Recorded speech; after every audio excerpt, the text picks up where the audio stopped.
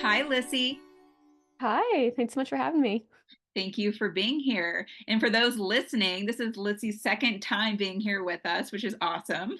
Yeah, I'm so excited to be back, and my dog is barking already, so I'm sorry. That's just the life, I mean, of course. Could you give us just a quick recap of your type 1 diabetes diagnosis story? Yeah, absolutely. So I was diagnosed with diabetes about 10 years ago. I was a freshman in college, and since then I have kind of been diving into my health journey a bit. I became a health coach for people living with diabetes, and I recently made the switch from Omnipod after 10 years to now using the Tandem Mobi. So it's been a bit of an adjustment over the past few months, but it's been exciting. So, were you put on Omnipod like immediately at diagnosis?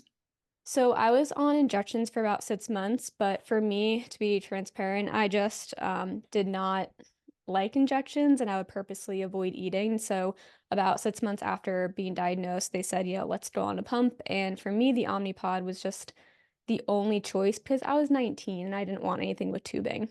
Was it the actual injection that made you nervous, or like what about it did you not like about MDI? I really didn't like when it punctures your skin. I just didn't like that feeling. I don't know what it is, but it didn't like hurt too much. And then I just always forgot to take like my Lantus and everything. And it just didn't really fit with my lifestyle, especially having such a busy schedule at school. So Yeah, because you have to carry it around with you, which if you forget it, then you're like screwed. You can't eat your meals. And because I'm still on MDI, and sometimes I freak out because I'm like, do I have it with me? Because if not, I literally can't eat food. So yeah, yeah, sometimes pumps are great. yeah, that happened more often, more often than I'd like to admit. And then I just, again, being 19 years old on your own for the first time, I would always forget like to make sure I had backup pens or like, and then it would be, 7 p.m. or on the weekend and the pharmacy would be closed. And I'm like, it was a lot. I can't imagine being diagnosed at that age, especially like college time. Thankfully, I was diagnosed after college. So I'm like, I cannot imagine what that would have been like. It was interesting for sure. It was like bitter.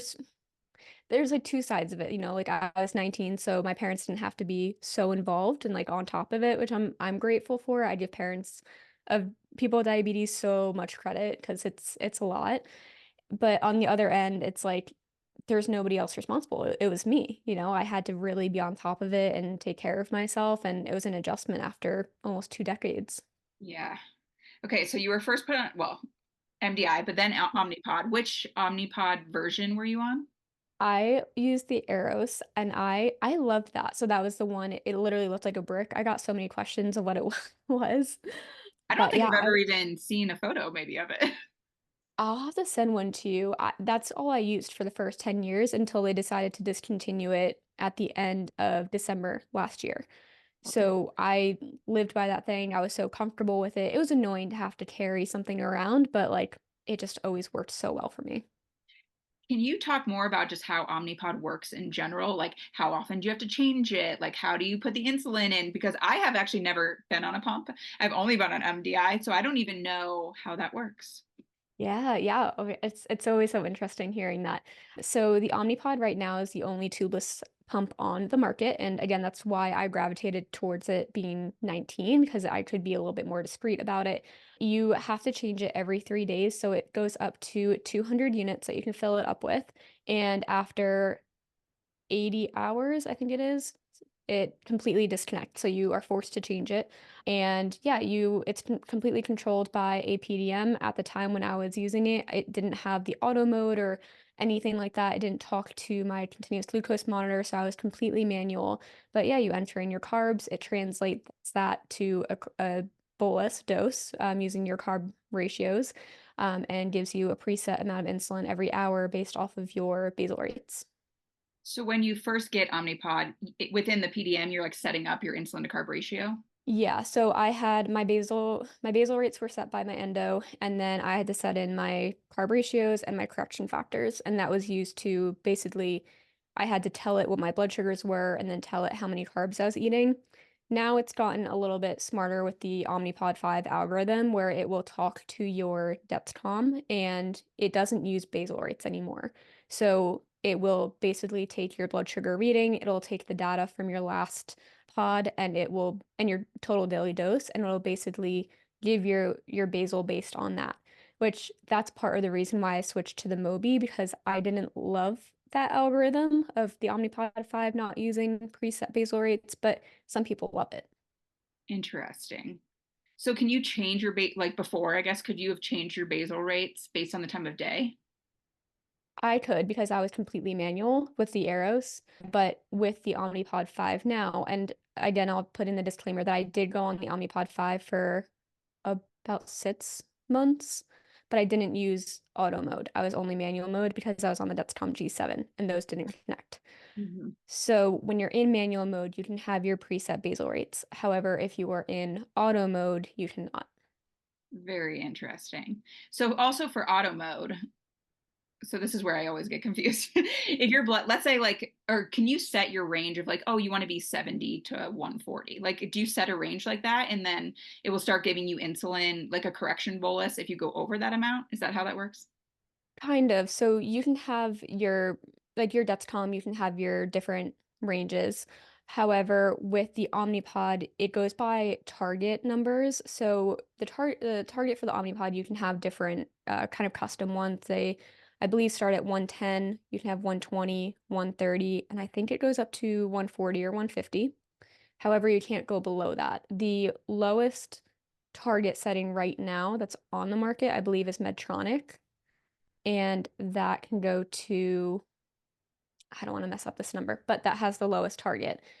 But there's going to be a new pump coming out on the market, the Twist, and that will go based off of the Tide Pool Loop algorithm, which has an even lower range. So Omnipod, though, you can have flexible up to a certain point.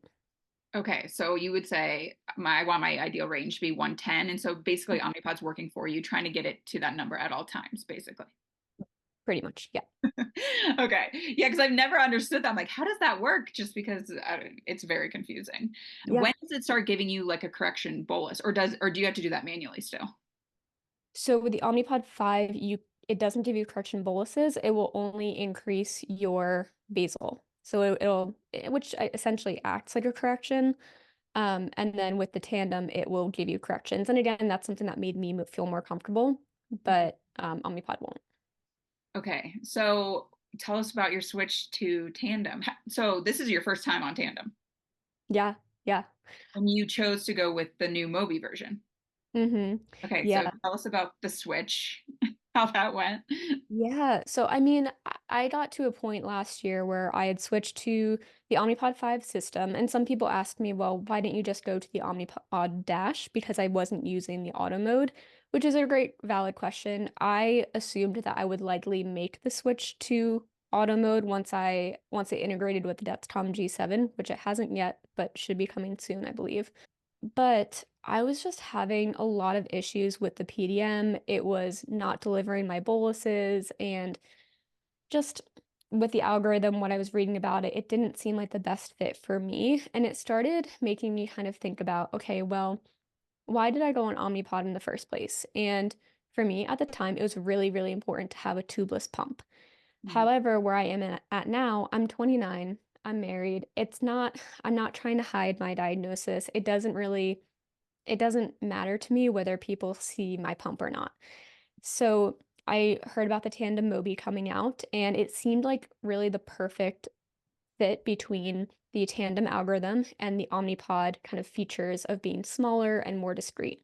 Mhm. So I knew it was coming out. I knew that I would make the switch. I had called Tandem to see, what made more sense if I switched from the T Slim first and then transitioned to the Mobi. But just being that I knew that I wanted to go to the Mobi, it made most sense for me to wait. Just being that if I'd switched the T Slim first, I would have had to, I believe, then pay $9.99 out of pocket to then cancel my warranty essentially to switch to the Mobi. So I waited until February, got the prescription, and switched by mid-March.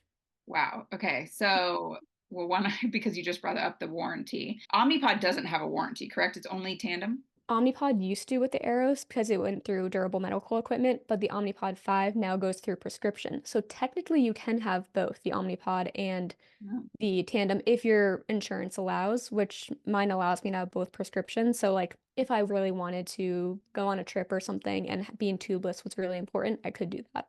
Oh, wow. That's Mhm. interesting. Yeah, because one time my doctor actually recommended me to go on Tandem, but then she started talking about the warranty and about how I don't know how long it is. Is it like a minimum of 3 years or something? I think mine's 4 years. I'm not sure if that's standard or not. Yeah, and so that like freaked me out just from going from MDI to that because I was like, well, what if I don't like it? Like I can't get rid of it. Right. Yeah, Yeah. so it really like scared me. But so I when I was originally considering a pump, I was considering Omnipod because I was like, well, then at least I could stop using it if I didn't like it, where the Tandem made me nervous. But I guess you knew already that you wanted to be on a pump in general, so it's probably not as the warranty wasn't as scary to switch. Yeah, and I mean, looking back, maybe I should have asked if I could do like a loaner program at first, see if like a trial, but I mean, I was just ready to switch. Yeah, I get that. So, what are the biggest differences between Tandem, T-Slim, and the Mobi? So, great question. So, first of all, the T-Slim holds 300 units, whereas the Mobi holds 200 units. For me, this worked out. One caveat to that is when I am eventually, looking to start our family, if I ever do, experience pregnancy, that will probably be a little bit of a roadblock there because your insulin needs increase. So that's like one main difference. The other difference is that the Mobi, it is completely screenless, so like it's just the pump. Mhm. So whereas the T-Slim, you have the pump has a screen on it and you can make your dosing calculations, basically everything from the pump itself. The Mobi, you have to use the app on your iPhone. So for some people, that's a limitation. For me, it felt like I had more freedom just being that I was carrying around essentially two phones anyway, or what felt like two phones. So to me, it was just all combined into one. People do ask, what if your phone dies or what if your phone breaks? Which is a valid question. The Mobi does have a quick bolus feature, so there's a button on the bottom of it here, and you press that in a specific pattern. So it's not just if you press it, you'll get boluses. You have to press it in a very specific pattern, and then in your settings, you set basically preset carbs. So for mine, I have 10 carbs for each time that I press it. So then let's just say my phone dies, I still need insulin. I can press it 3 times if I'm going to eat 30 carbs. Hmm. And what's cool that way too is that the pump and your Dexcom are talking exclusively. You don't need your phone for them to communicate with each other. So your basal's still running, being changed, you're getting corrections. And then if you have somebody in your group that has an iPhone, you can download the Tandem Mobi app and still connect to your pump from their phone. Oh, wow. That's super Yeah. nice. Very nice. It doesn't work out great for me because my husband is an Android user. So, Of but course. yeah, but there's always workarounds.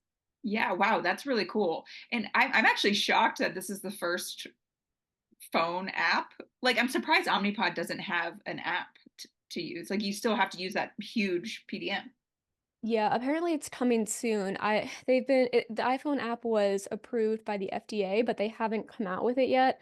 Apparently, what's going around on Instagram and, the word on the street is that the Dexcom G7 integration is coming very soon, like this summer. And then the iPhone app should be coming, I believe, in like Q3. Don't take my word on that, but from what I've been hearing is that you have to choose between the G6 to be able to use the iPhone app or the G7 integration and use your PDM. They both won't integrate with the iPhone app just yet. Okay. But then does Tandem connect with both G6 Yeah. and G7? So the Okay, G7 integration just came out, so I'm using the G7 right now. great. How do you feel about the G7? Mixed reviews. I've had really great experiences with it, but then my last sensor, I got, a lot of sensor errors on day 3. So, but right now my sensor is working great. So I feel like it is a little bit hit or miss right now. Okay, so I have a question about that too, because if it's connecting with your sensor, and like I literally just put on a new sensor yesterday, and of course the first reading was like low, like of course. So in that setting, your pump would stop giving you insulin because it thinks you're low. Yeah, so because the algorithm is using your CGM readings, if the CGM readings are off, it can change the insulin that you're getting or how much it suspends. So I've had that happen where like it would misread a low and not getting insulin, but if I do a finger prick, I'm in the hundreds and I'm fine and I should be getting my basal. So that's where it gets not great. Right, yeah. But that, I mean, that doesn't happen that often. And thankfully with No. Dexcom you can calibrate because I know with Hmm. Libre, you cannot, I don't think.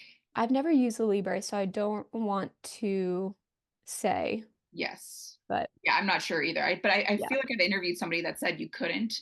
So if it's Hmm. off, you would just have to change it, which would not be great. But Yeah. Yeah.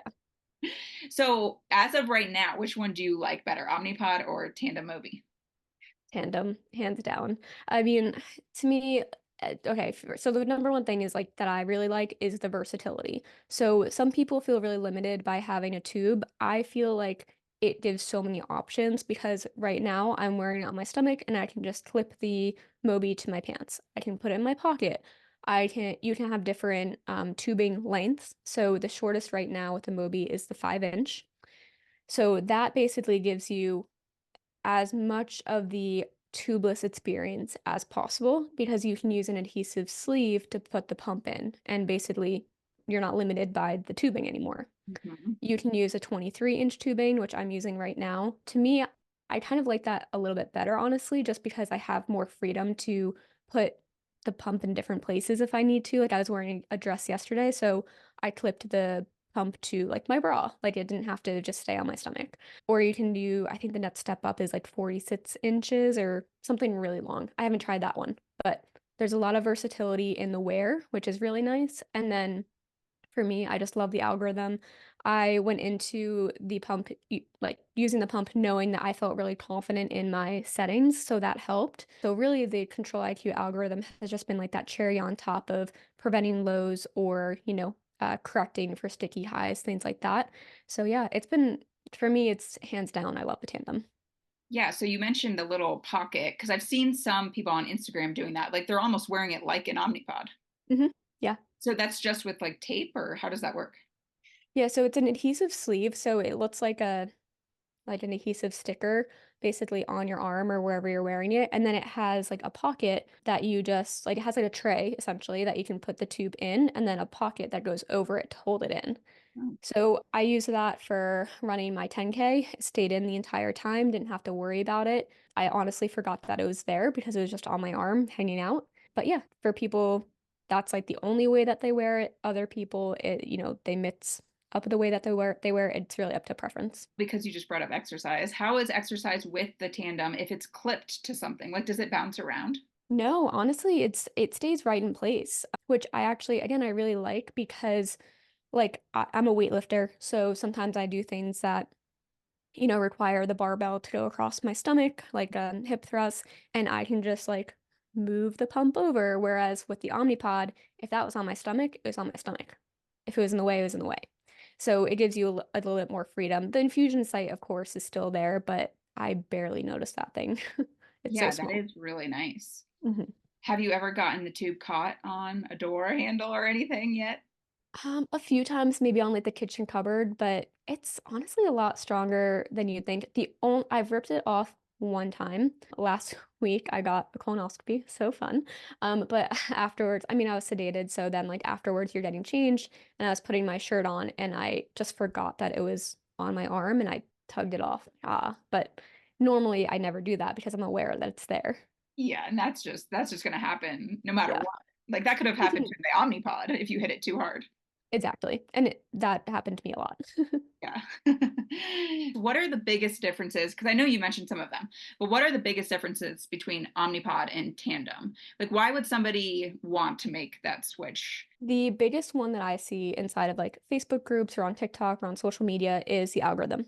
A lot of people get very frustrated with the Omnipod algorithm because it takes a while to learn you. It's only going really off of your total daily dose, and you really have to nail in those carb ratio and correction factor settings for it to be most optimized for you.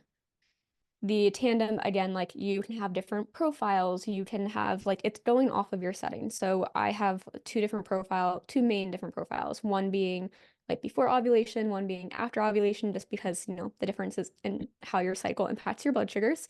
And for me, being really confident in knowing that those will work for me where I need them to with the algorithm makes it so much better. So the main thing that I see is people switching because of the algorithm. The other biggest difference, again, kind of like I mentioned, the wearability. So just being able to clip and unclip. So when I take a shower, I just unclip it from the infusion site and it's good. You can change the way that you wear it. For me, another thing that I really like is that like if you need to replace a cartridge or maybe your site does rip off, you don't need to go through the complete site change process. You can just replace the infusion site or you can just replace the tubing. So that was something I was not familiar with when I changed over. And luckily, I had a friend that also uses Tandem and she was like walking me through, these are all the different things that you can do. You can do them separate. So I'd say the biggest differences are the algorithm and the wearability. And the algorithm is already set and ready to go for you. I mean, you have to put in your own numbers, but it's already programmed in. Yeah, you have to like basically give it all the information. So like again, your basal rates, carb ratios, correction factors. You have to set well, for Tandem, it's already preset, I think at 112.5, the target number. But once you plug in all the settings, it just does its thing. So, because you may not even know this, but I've heard people say, like, oh, I've set my own looping system up. And this may have been more for like Omnipod, but I was always really confused what they were talking about. Do you know what they mean by that? Yeah. So, kind of like what I mentioned before, there's a new pump that will be coming out using Tide Pool Loop. That's an algorithm that was created by people with diabetes. So, it wasn't FDA approved until recently. So, people have been kind of hacking like the system by creating an app on their computer that can then translate to being on their phone and it can connect to the Omnipod. So I Mhm. did get a few questions of that too, of like, well, if you liked the Omnipod but not the algorithm, why didn't you just choose to loop? Way over my head of setting up an app, and I'm not a software engineer, so I'm sure there are resources out there. I just didn't want to. So, yeah, that's pretty much what people mean by looping. And then again, the algorithm got FDA approved, and that algorithm will be set with a pump called the Twist, which I'm not sure when that's coming out, but that's another tubed pump, Who which will is be the interesting. who is the owner of the Twist? Is it a new company? Like it's That not Tandem is, or Omnipod. I believe it's called Sequel. Oh, okay. Mhm. I haven't I'm even not heard of this. Interesting. Yeah, if you do a quick like Google search, you'll get a bunch of information that pops up. It's really interesting. Wow, that is really cool. So for somebody maybe like me that's on MDI and wants to go on a pump, like what would you recommend them to start doing to maybe pick the right one for them? So what's cool is that with Omnipod, you can do a free trial of like wearing the pump. So I would say start there. If you're interested in the Omnipod and you're not sure how you will like something being stuck to you 24/7, ask for a trial. I think you get like two or three, and I don't think it comes like I think it's just saline that comes in it, or I did it without it puncturing like it going into my skin. See how you even like wearing it. And then also what I would recommend even before going on either pump is just feeling really, really confident about your insulin settings. I know it's a little bit different when you're on MDI, but when you do choose a pump, like getting really clear on your basal rate settings will massively change your experience on either pump. And obviously your carb ratios and correction factors and everything. But also just like ask around. There's so many people already asking this question about preferences. And there's a Facebook group I'm in like an Omnipod and Dexcom Facebook group, and then there's another one just for the Mobi. So just like go on Facebook, join these Facebook groups, see what people like or don't like. And again, it's really up to you and your preferences. So see what ones align most with your preferences. Yeah, that's a great idea. Wow. Well, thank you so much for giving all of this information about Yeah. pumps, Tandem, Omnipod, even a little bit of Medtronic was in there. So thank you so much for helping out and for being here for the second time. Of course. Thanks for having me. Yeah, of course.